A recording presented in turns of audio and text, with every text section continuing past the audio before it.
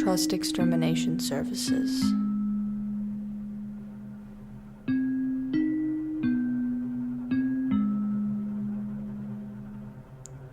Episode 2. Asymptotic.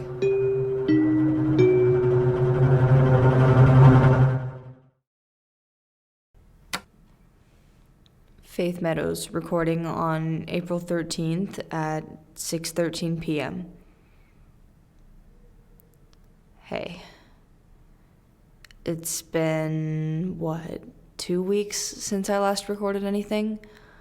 I'd say sorry, but you aren't a person, so I guess it doesn't matter. As my mom used to say, the only person I'm letting down is myself.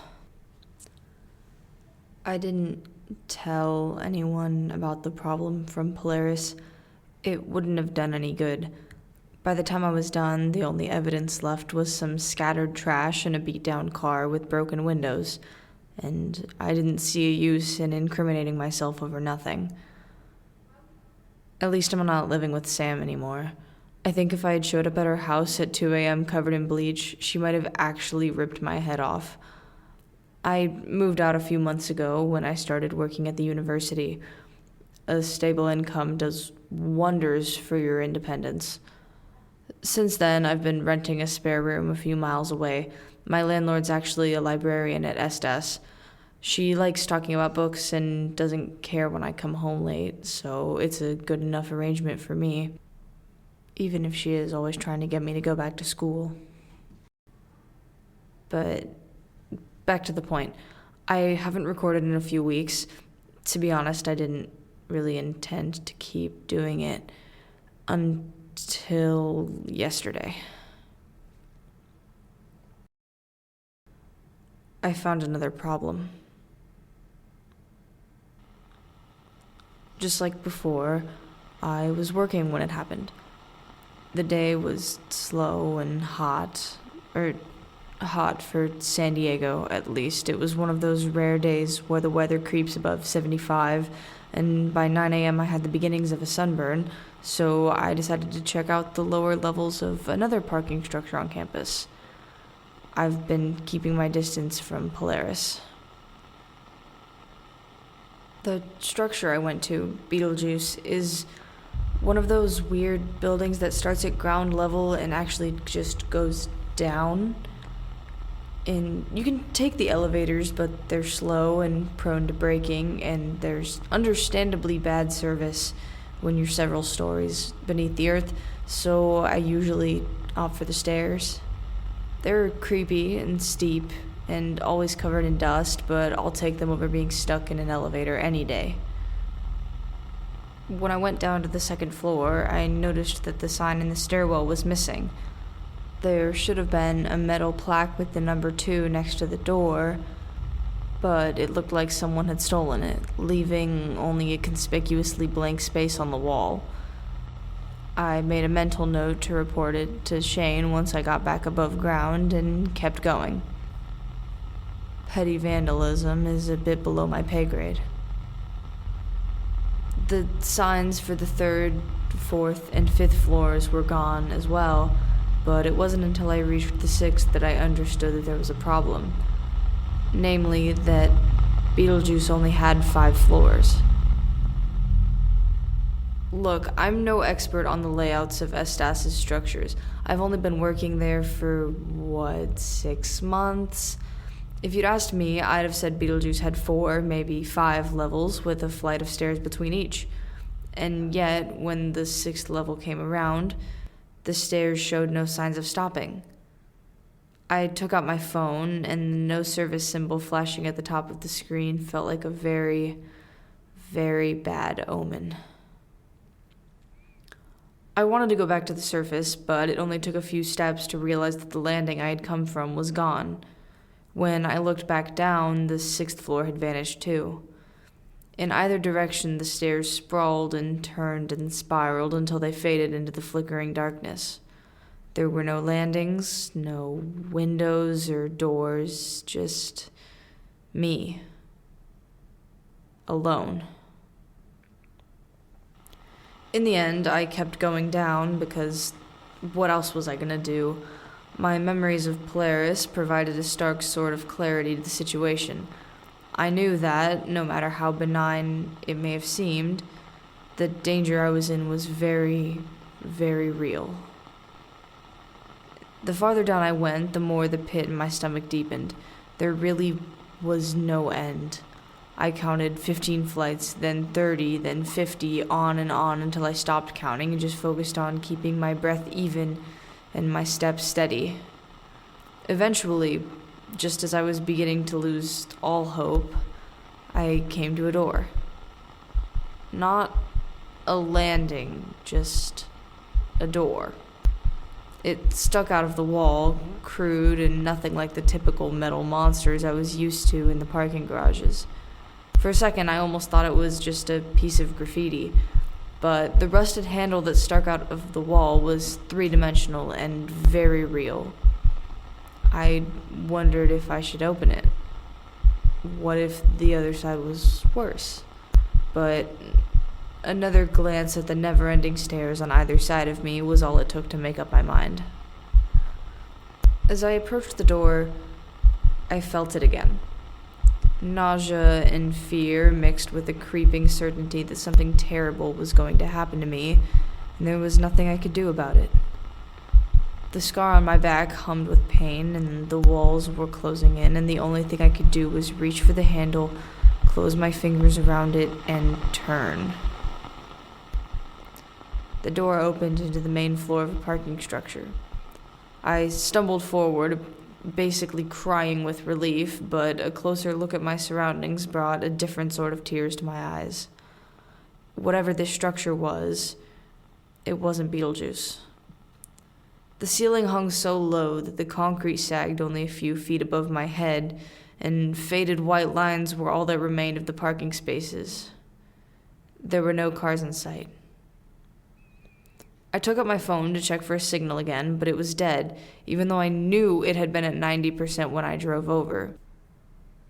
The lights were dimmer, too, casting a flickering fluorescence across every few feet, so that I found myself scurrying like a bug towards each new source of light. I walked for hours without seeing or hearing anyone. It was weird. I know it sounds counterintuitive, but I've never been in a truly silent parking structure. Even in the most desolate corners of them, the vents and pipes in the walls are constantly humming, and you can always hear the rattle of the elevator from higher floors.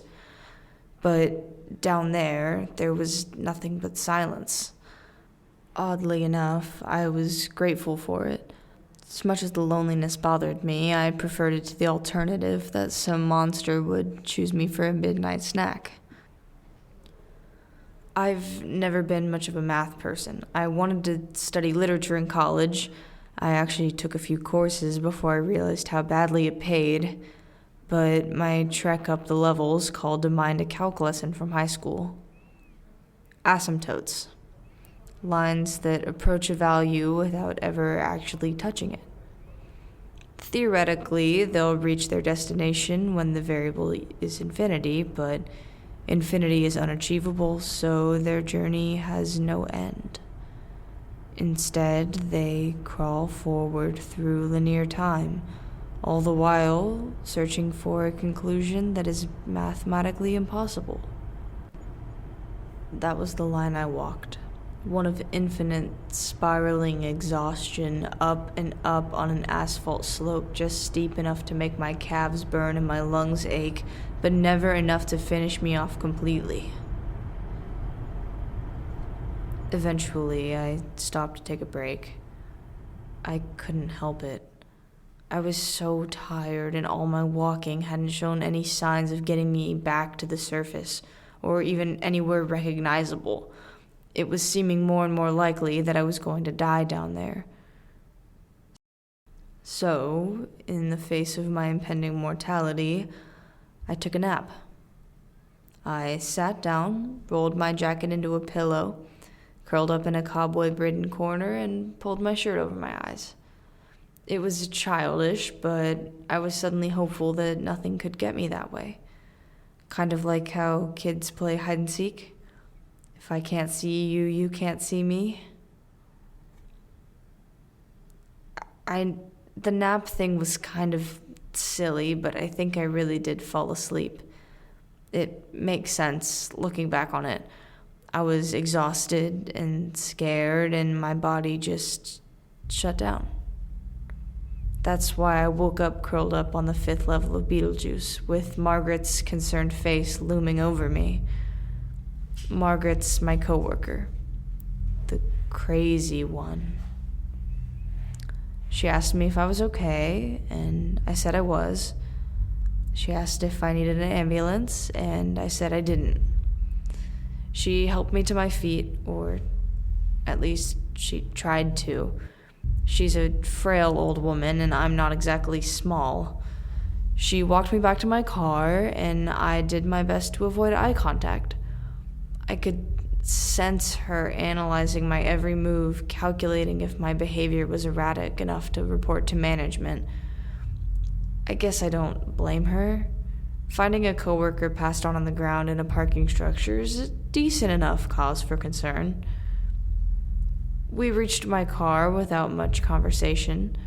I was actually just beginning to relax, but she stopped me before I could open the door. What did she say? Something about, "You are loved, and I hate to see you hurting yourself." She grabbed my shoulders in that weird, pseudo-intimate way that only the truly disturbed can manage. She said, "Life is chaos, but you don't have to face it alone."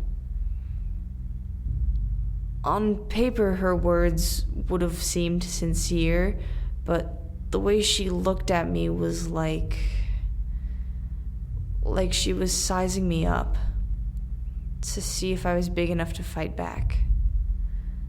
She pulled out a small business card and handed it to me. The emblem was a heart made of 2 red interlocking handprints. Underneath, it read "Salvation" in huge block letters. I flipped it over to find an address with the words "Tuesdays, 8 p.m. underneath. The whole time I looked at the card, Margaret was watching me intently. "Come to a service," she'd said. "It will change you." Those were her exact words, not "change your life" or "change your point of view." Change you. I mumbled some excuse about having plans and got in the car as fast as I could. When I drove away, I saw her staring at me from the rearview mirror. She would have looked almost comical, this little old lady swathed in a bright orange parking vest, if it weren't for the stony blankness of her expression. Her gaze didn't waver until I turned a corner and she disappeared from view. It's probably relevant to tell you that Margaret is in a cult. That's how she got the reputation for being crazy. According to Sahana, she used to be normal enough. The typical sweet old lady that told stories about when she was younger and brought in cookies on people's birthdays. Then she found salvation. That's what she calls it, at least. She talks about it whenever she gets the chance, telling us about how wonderful their last meeting was, or how at peace she feels now that she knows the true nature of the universe. No one thought much of it until she started trying to recruit people. She told Sahana that religions are a prison meant to keep the mind from true enlightenment, and that salvation only comes through sacrifice. We thought she was being racist, but she said the same stuff to Jeff, so probably just crazy. I haven't gone back to the stairs. I probably won't. At this rate, I'm not going to be able to go into any of the structures on campus. I'm curious, of course, but I need more concrete evidence if I'm going to prove anything. Evil stares can't exactly be presented in court. And besides, I get the impression that some things are better off left alone.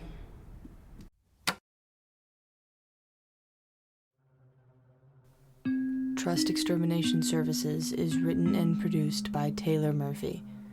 Music by Srinidhi Rangarajan.